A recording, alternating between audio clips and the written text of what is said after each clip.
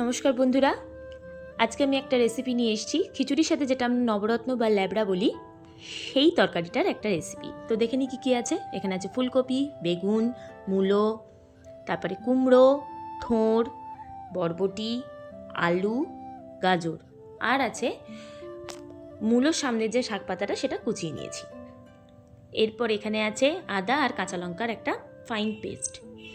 এরপর যেটা আমরা করব, প্রথমে একটা ফ্রাই প্যান নেবো। ফ্রাই প্যানে গ্যাসটাকে অন করে নেব। তারপরে আমরা একটা ভাজা মশলা রেডি করব।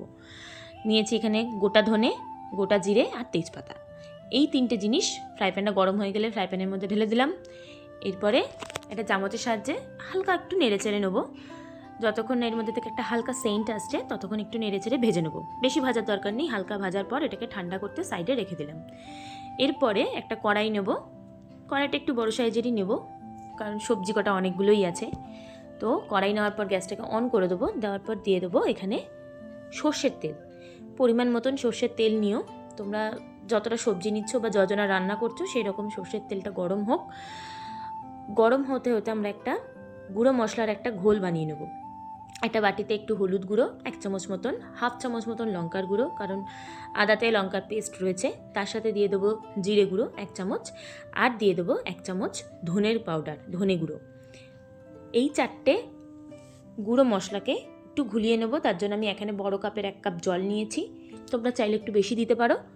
এবার 1 কাপ জলের সাহায্যে ওই গুঁড়ো মশলাগুলোকে একটু চামচের সাহায্যে ভালো করে ঘেঁটে নেব।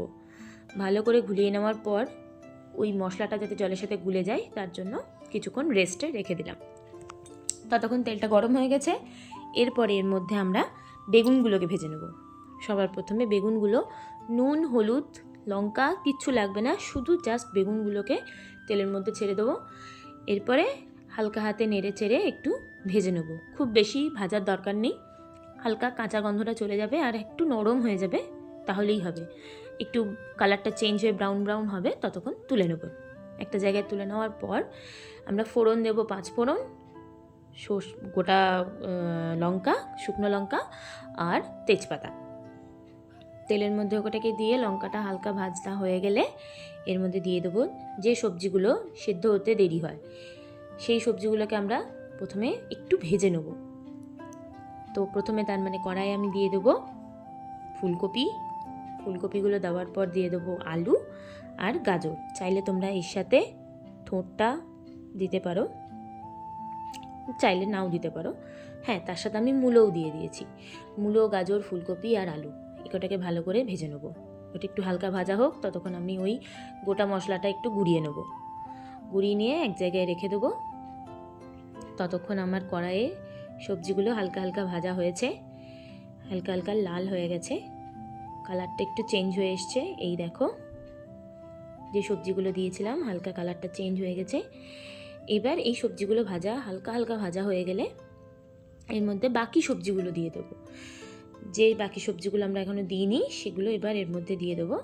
যেমন বরবটি, মূলো আছে, এই মূলো না, থোড় আছে, আর আছে কুমড়ো, এই কটা দিয়ে দেবো। এগুলো দেওয়ার পর একসাথে ভালো করে মিশিয়ে নেব। সব সবজিগুলো একসাথে ভালো করে মিশিয়ে নেব। মিশিয়ে নেওয়ার পর দিয়ে দেবো নুন। আমি 2 চামচ এখানে নুন দিয়েছি, ছোটো চামচের, তোমরা স্বাদ অনুযায়ী দিও। নুন দেওয়ার পর নুনটার সাথে ওই সবজিগুলোকে ভালো করে মিশিয়ে নেব একসাথে। একবারে একদম সব সবজিগুলো নুনের সাথে মিশিয়ে নেওয়ার পর দিয়ে দেবো ওই যে শাক পাতা কেটে রেখেছিলাম সেগুলো। একটু শাক পাতা ঘ্যাটের মধ্যে না দিলে ভালো লাগে না, দেখতেও ভালো লাগে, খেতেও ভালো লাগে। তো তোমরাও দিয়ে দেখবে, খেতে সুন্দর লাগে। এরপর সব সবজিগুলো এরকম করে মিশিয়ে নেওয়ার পর এর মধ্যে দিয়ে দেবো ওই আদা কাঁচা লঙ্কার পেস্ট 1 চামচ মতন আমি দিয়ে দিলাম। এবার সব সবজির সাথে পেস্টটা মিশিয়ে একটু ঢাকা দিয়ে দেবো রেস্ট। কিছুক্ষণ পর আমি গ্যাসটা লো ফ্লেমে কিছুক্ষণ রেখে দেওয়ার পর এই দেখো তুললাম। দেখো সবজিগুলো একসাথে আদার সাথে নুনের সাথে সব সবজিগুলো কি সুন্দর মিশে গেছে এবং হালকা হালকা সিদ্ধ হয়ে গেছে। এরপর দিয়ে দেবো ওই যে গুঁড়ো মশলার আমি যে ঘোলটা বানিয়েছিলাম সেটা ঢেলে দেবো। এটা দেওয়ার পর একসাথে সবজির সাথে ওই ঘোলটা একদম মিশিয়ে নেওয়ার পর আবার ঢাকা দিয়ে দেবো। কিছুক্ষণ ঢাকা দেওয়া থাক, ততক্ষণ আমি বাদামটাকে একটুখানি হামাল দিস্তায় থেতে নিয়েছি, চাইলে তোমরা পেস্ট করতে পারো অন্য কিছুতে। এবার ঢাকাটা তুলে ওই বাদামটা দিয়ে দেওয়ার পর ঢাকা দিয়েছিলাম। কিছুক্ষণ পর তুললাম, দেখো সেদ্ধ হয়ে গেছে তরকারিটা একদম পুরো। এই দেখো আমি তোমাকে গেলে দেখাচ্ছি, সমস্ত সবজি সেদ্ধ হয়ে গেছে, একদম সুন্দর লাগছে দেখতে। এবার ভাজা মশলার গুঁড়োটা এর ওপরে ছড়িয়ে দেবো। এরপরে দিয়ে দেবো বেগুনগুলো প্রথমে দিলে ঘেঁটে যাবে, নরম জিনিস তো, তাই সবার শেষে দেবো। এবার এই বেগুন, গুঁড়ো মশলা আর সবজিটা একদম একসাথে আরও মিশিয়ে নেবো ভালো করে। তারপরে আবার একটু ঢাকা দিয়ে দেবো। কিছুক্ষণ পর তুললাম, দেখো সবজি একদম রেডি। এরপর এটার একটু সুগন্ধের জন্য আমরা এর মধ্যে কিছু দিয়ে দেবো ঘি। হালকা ঘি দিলে গন্ধটাও সুন্দর আসে, খেতেও ভালো লাগবে। পরিমাণ বুঝে তোমরা একটু ঘি দিও, আমি একটু বেশিই দিয়েছি এখানে। তো গাওয়া ঘি হলে ভালো হয়, না হলে দোকানে যে ঘিগুলো কিনতে পাওয়া যায় সেগুলো হলেও অসুবিধা নেই। এটা আমার দোকান থেকেরই কেনা ঘি, আমার বাড়িতে ঘি তৈরি নেই। তো ঘিয়ের সাথে সমস্ত সবজি একদম মিশিয়ে গ্যাসটাকে অফ করে একটা ঢাকা দিয়ে দিলাম কিছুক্ষণের জন্য।